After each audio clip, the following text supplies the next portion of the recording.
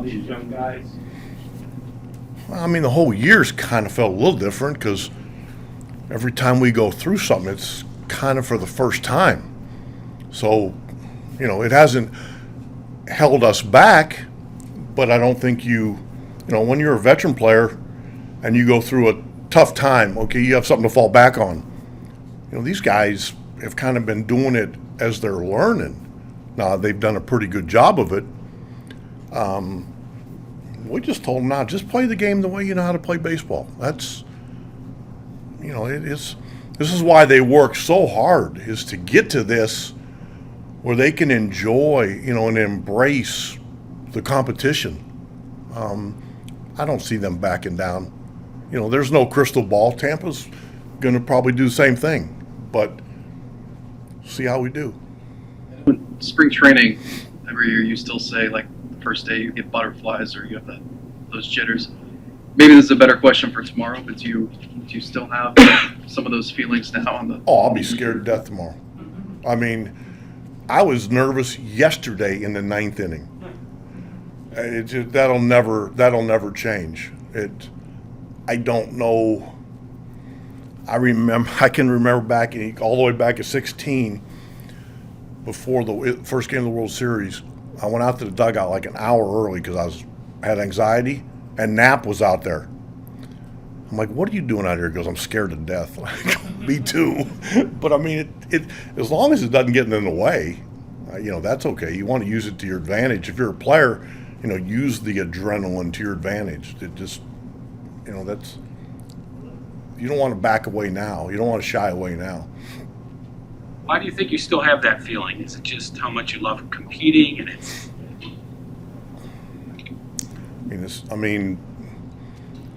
We work really hard to try to see how good we can be. Now you have a chance where, I don't know how, I should know this. I don't know how many teams are still left. I should know this, but there's not a ton. It's an honor.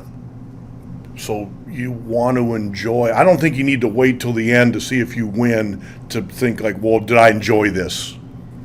I do enjoy what we're doing. There's a lot of ups and downs during the course of a year, but I enjoy who I do it with. And,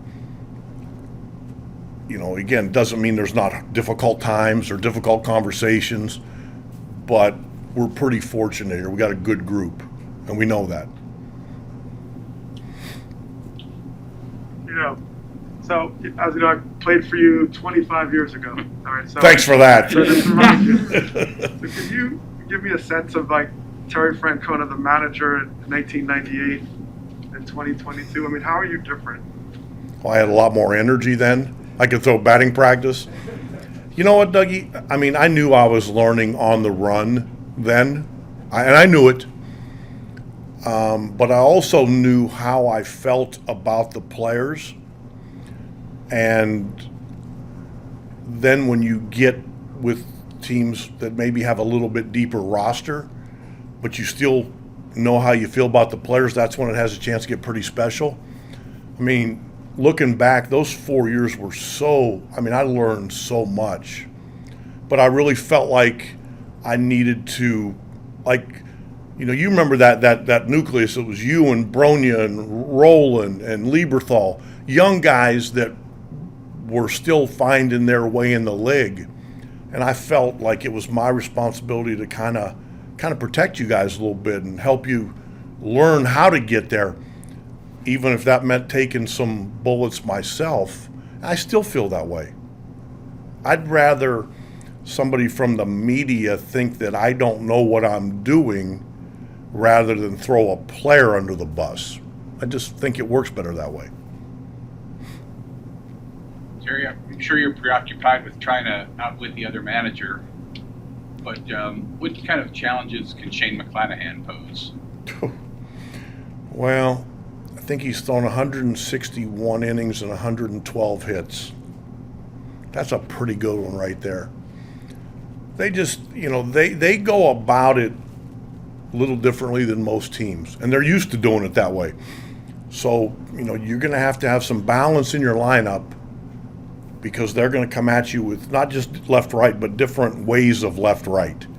So the more balance you can have. Sometimes you set up your lineup knowing that, okay, we have to beat this starter, knowing that you're probably not setting it up for the bullpen.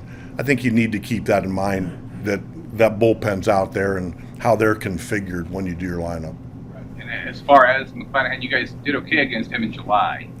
Yeah. I mean, we beat him. It was not like we knocked him around the ballpark. That was 3 months ago. Can barely remember last week. I know you make the comment about barely remembering last week. Today is the 10-year anniversary of your hire here. Really? Yeah, 10 years ago today. Well, I did not know that. We've obviously had a lot of postseason success here.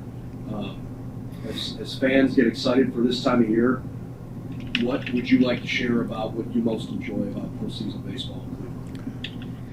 I think it would be surprising to people just how much we do enjoy it. I mean, I spoke about being nervous and a little bit scared, but you work so hard to get here that I do enjoy it. Like once we had our meeting that's why I wanted to have the meeting last night. We met, yesterday was a long day. We stayed here till, it was a long day. But once we have that meeting, personally, I'm able to relax. Doesn't, like I said, there's no guarantees that we're going to win, but I know how I feel. We knew what our roster is going to be. We knew conversations we need to have, and it just makes it more like, okay, let's go play baseball. And I like that part of it. That's fun. Even beyond the baseball part, you spent a substantial part of your life in Cleveland. What does Cleveland mean to you? Oh, I don't think I've hidden the fact of how special I think this place is. Wish you guys could figure out your weather a little bit better, but I think, I grew up in the same, I grew up an hour and a half from here, and it's the same mentality, the Midwest values. I like the fact that I can get on that little black scooter when the game's over, and win or lose, the policeman high five me, or that's, you can't do that in a lot of places. You talked a lot about your relationship with Cash, but when you were laid up and all these, did you rely on him more, like call him a lot, or I just wondered how did your relationship evolve kind of then? No, I think we've actually always had a really good relationship. And when you're in the middle of the season, you don't always just pick up the phone and out of respect to him too, like, but he doesn't have to. Like, I know that, like, I probably get more calls from him when something happens that's funny or something stupid, but he doesn't have to call me. I know he cares about me, and he knows I care about him. Any stupid thing you could share?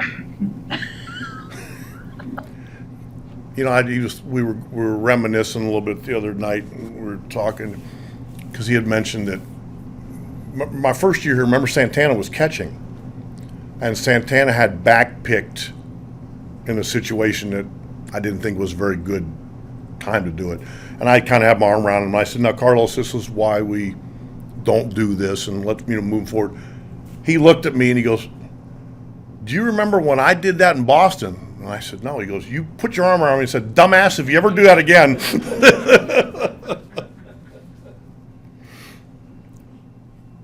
We talked to you a lot about this year in terms of this young team and how that's kind of energized you in a way. How much is the style you guys play, the throwback, the game that you grew up playing, how much has that energized you?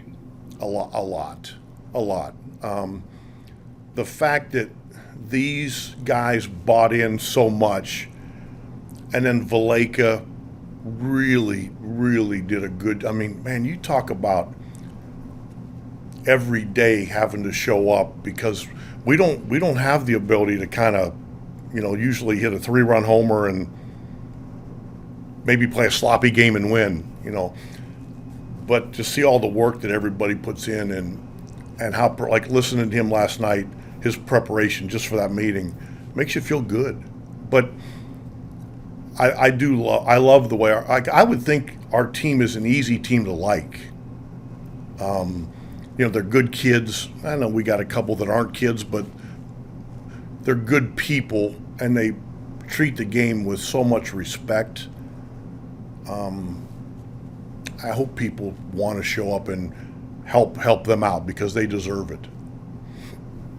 As you just alluded to, neither one of these teams is like oriented around power, and the postseason, particularly in recent years, has been very much oriented around power. Is there kind of an opportunity for both of these clubs to show kind of a different way to advance?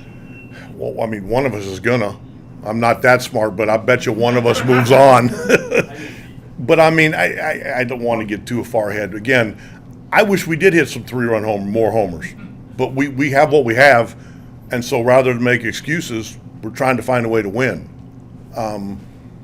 That's just deal with what you have. Your style is going to cause trouble for many teams. You mentioned the Rays and how you've got to be balanced against them. What else makes them tough to play? Well, they're very athletic also. I mean, they got a ton of stolen bases, and they're not afraid to run. So our pitchers are going to need to pay attention to that, because if they start having a track meet, kind of like we do, it can create some issues. So the ball needs to end up where it's supposed to, and our pitchers are going to have to be cognizant that they do want to run. Now, the best way to stop that is by keeping them off base, but that's probably not going to happen every single time.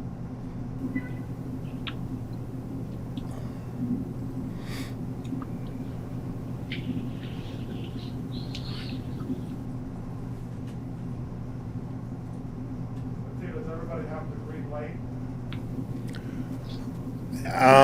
I don't want to really give you how we do it because I think it's kind of a strategy. I think you know me well enough. I don't like to we certainly have a must go, but I think guys are better base stealers when they understand the situation is right, but we don't just necessarily make them go on a pitch. And that's where Sandy comes in so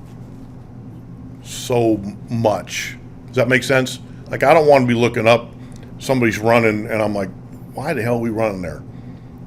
But I also don't think we just want to tell guys on specific pitch, unless it's 3-1, 3-2, things like that, just because I think they're better base stealers. And our guys have proven they understand how we want to do it so that you can you can let them play. I just don't think when you're telling teams to go from A to B to C to D, it gets too mechanical. When they can show their athletic ability, especially if they have it, I think they play freer, and I think it's more enjoyable for them. They just have to stick to some parameters that we have, and they know. And I've told them, man, if you guys play like you play, I'll stay out of the way. And they do a good job of that.